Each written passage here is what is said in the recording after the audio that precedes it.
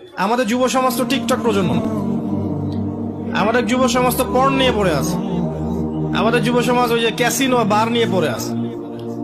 আমার যুব সমাজ জীবনের উদ্দেশ্য কি জানে না। আমাদের যুব সমাজ রেস করছে, রাস্তায় পড়াশোনা করছে, রেস মানে ছোটাছুটি, মানে ছোটবেলা একটা ব্যাগ ঘাড়ে ঝুলিয়ে দিয়েছে, ছোট বাবা ছোট race, you have to be first, তোমাকে প্রথম হতে হবে, দৌড়াও দৌড়াও। উদ্দেশ্য কি আমি জানি না, দৌড়াচ্ছি। আমি জানি না উদ্দেশ্য কি, কোথায় দৌড়াচ্ছি, কিন্তু দৌড়াচ্ছি। মাঝখানে হোঁচট খাচ্ছি, আবার ব্যাকফুটে আসছি। একবার শান্তির জন্য মাদকের কাছে যাই, একবার শান্তির জন্য গার্লফ্রেন্ডের কাছে যাই, আবার শান্তির জন্য পর্নের কাছে যাই, আবার শান্তির জন্য কি মিউজিকের কাছে যাই, বিভিন্ন জায়গায় যাই, জুয়ার কাছে যাই, হ্যাঁ বিভিন্ন স্পোর্টসের কাছে যাই, শান্তি খুঁজি। তো এই যুব সমাজ কিভাবে ক্যান্ডারি হবে? এই যুব সমাজের ম্যাক্সিমাম মানুষ জানে না যে আগামীতে তাদের জীবনের উদ্দেশ্য কি।